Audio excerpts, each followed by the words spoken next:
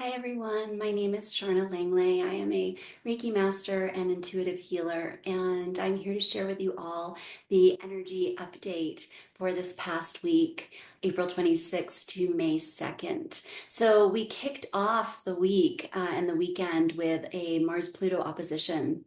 Last Saturday, we had a new moon in Taurus, and then Venus moved into Aries on the 30th. And so there was quite a bit of unsettled energy that was occurring for a lot of us during this time. Feelings of uncertainty about stepping into our power, also clashes, potential angry kind of energies occurring. Black Moon Lilith played a role in the new moon that we had in Taurus. And so there was a lot of this sort of very righteously angry feminine energy moving around. And then with Venus moving into Aries, we have a little bit of a lift happening as we bring these two signs of kind of this loving companionship together, and some bursts of new possibilities around creativity, our finances, relationships of all kinds. This also includes our relationship with ourselves. And so as I share these energy updates with each of you, I'm going through what I've seen in the collective over the course of the last week. I work with clients all over the world, both in person and via telephone. And as a result of this, I get a chance to sort of really get a very interesting bird's eye view of the energies. And I found over the years that there are definitely similarities and themes that I see within the collective. And I want to share those with all of you in the hopes that they can be of help or service as you're processing through some of the things that you may have experienced this week. The main highlight of this week that I saw in 70 to 80% of my clients was throat chakra work and solar plexus work. And the throat chakra and the solar plexus do make a channel in the body. They are the two predominantly masculine or yang energied centers in the body, and they allow us to move between feelings of personal empowerment and the way that we then speak that empowerment or carry that truth into the world. Our solar plexus also governs our boundaries. It governs our ego identity, our purpose, who we are showing up in the world. And of course, the way we use our throat chakra is a big way that we share that with the people that we encounter, not just through the active verbal voice, right? But through our actions, through the way that we listen or hear others. And one of the big things I was seeing this week was a lot of folks really stepping into finding their truth in a new way. A lot of energy this last week around rewriting old narratives. So what that means is most of us are running programs at any given time. We have this idea of who we are, who we've been. A lot of these narratives include things that have happened to us or perhaps happened for us. And we run those narratives in our background all the time. They're in our subconscious. And when we have interactions or encounters with people that reaffirm that narrative, we go, oh, see, look, yep, that narrative is alive and running. And this can be empowering. I think for a lot of us, when we talk about rewriting old narratives, we're actually talking about disempowering narratives. And again, remembering that solar plexus chakra is our empowerment. So one of the things I might offer to you all in reflection of this last week is, what are some of those narratives that maybe have been operating for a very long time? Are there places where you would like to break free of those narratives? Allow yourself to step outside of this old idea. And perhaps you're still seeing that narrative show up in your external world. But sometimes we can become a victim to interpreting it through that old lens. What I would really invite is the opportunity, even if a similar pattern is continuing to show up, how can you rewrite the narrative around how you engage with that pattern? I'm seeing a lot of people right now engaging that solar plexus chakra to simply walk away, to distance or remove themselves from people, places, events that continue to reaffirm that old narrative or that new pattern. One of my favorite exercises, and it's a super simple one, is to just kind of over the course of a few days or even a week, sort of notice, what are those thoughts that are running through your head? Where are you saying, oh, here's this again, or yep, I knew that was going to happen this way? And what are the narratives that those are attached to? And how can you, maybe over the course of a week, sort of look at what the patterning is and then flip the script, right?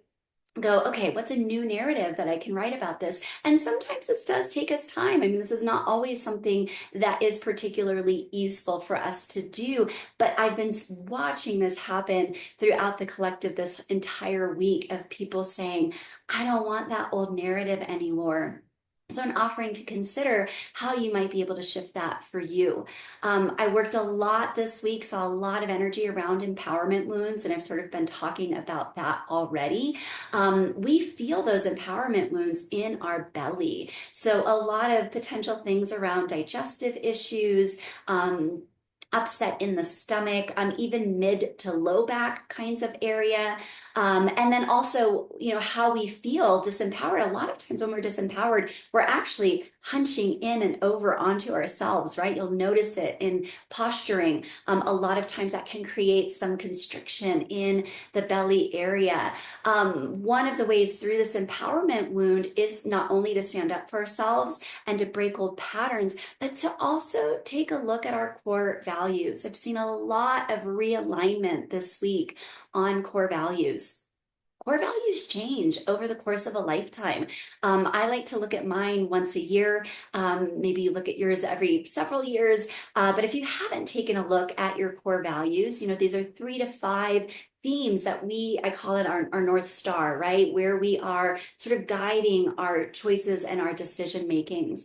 A lot of times we get so focused on making a decision about the outcome and trying to reverse engineer a certain outcome that we might like, or we're so in the details of what's going to happen. We're really over processing. That's a really nice opportunity to take a step back and to look at what your core values are. What is guiding you right now? And are the choices that you're making aligned with your values? When we are in alignment, we typically get flow. Now, there's always outliers as we're growing. Chaos energy comes in when we are shifting frequencies. So this sometimes may not be true, but by and large, when our actions and our values align with where we say we want to go, is aligned with the choices that we're making, then usually we get a flow state. And if we don't, that's a little moment for us to go, okay, maybe something is no longer flowing for me. Maybe those values are not what I once thought that they were. So lots of people taking a look this week on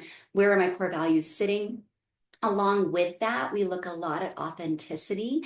Am I really showing up as who I truly am? And one of the things I love to pair with authenticity is discernment. I find this happens a lot for many of us who have lived lives where we've had to chameleon ourselves, right, and become whoever somebody wants us to be in a particular scenario. And then we find this idea of authenticity, and we sort of run around just sort of exposing every part of ourselves to anybody that might want to listen. And often we get a fair amount of judgment and rejection in that space, especially when we are sort of new to working with our own authenticity.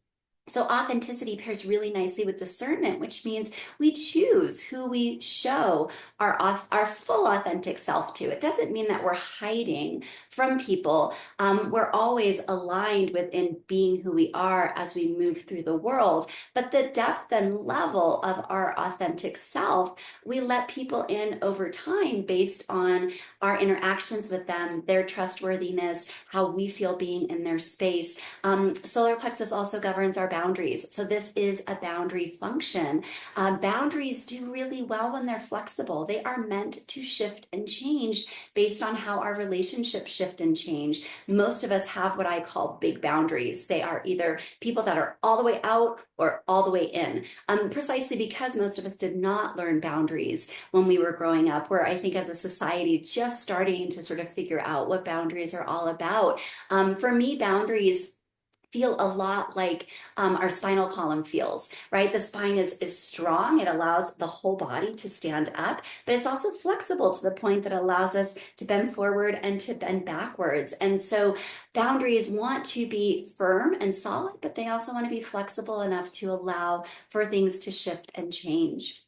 The last core theme I've been working with this week is sort of this weight of responsibility. A lot of us are feeling right now that we want to step into our power in a different way. Perhaps we want to help the world in a new and different way than we've done. Most of us are feeling this call towards spiritual uplifting.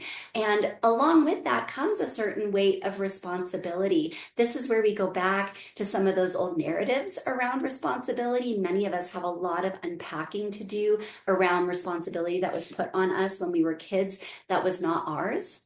And then also we get to look at how we shift our responsibility in ways, again, that realign with that core authentic self, with our core values alignment. Also within this, I'd like to share the message of allowing for uncertainty and changing roles. We are in a chaotic time right now. Last week, I talked in last week's video about timelines shifting. I'll put a link to that video here in the description if you'd like to go back and look at last week's conversation about some of the ways that timelines are shifting. And because of that, we are moving in a lot of chaotic energy. There's a lot of uncertainty. Roles and responsibilities are shifting and changing. So one of many different techniques I like to use when things are in uncertainty, one is still point and surrender. Another one is exploration, allowing us to be ourselves to be curious about what is showing up next. Curiosity is such a wonderful way of engaging with the world because it carries no to very little attachment to the outcome. We are simply curious about what's going to happen. And then we get to sort of discern what buckets we feel like we want to put our responsibility in and how we want to hold and carry ourselves moving forward. Along with this, I saw a fair amount of fear around hurting other people with these shifting responsibilities, right? Where people have relied on us for a certain role for a very long time. And if we're saying, gosh, you know what, I'm going to shift away from that, hopefully it's not an abrupt shift because sometimes that can be uncomfortable, right? But as we allow ourselves to shift, sometimes we do have to deal with that fear of the consequences of what does it mean if I say to somebody, hey, I can't do this anymore the way that we have been doing this?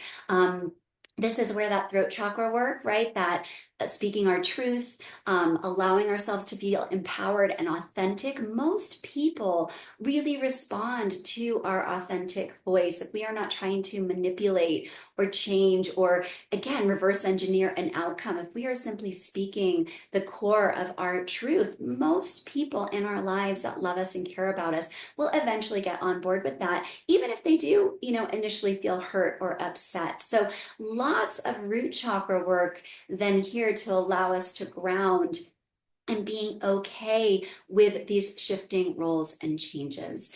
So that's everything for this week's energy update. I will be posting on Wednesday a Reiki healing energy video that's on protection and safety. I was feeling really called to make that because it's a theme I'm feeling a lot of us are wanting right now is more of this core connection to safety. I would love to read in the comments if any of these themes in particular resonated for you, how your journey is going with finding and speaking your truth, if there are any narratives that you've been rewriting, and or how you are finding your own empowerment shifting and changing at this time. Also would love it if you would hit that subscribe button, enable your notifications, like this video if you can. All of those things really help and support me in continuing to do this work. Thank you all so much for sharing this week in review with me. Sending you all so much love and brightest blessings.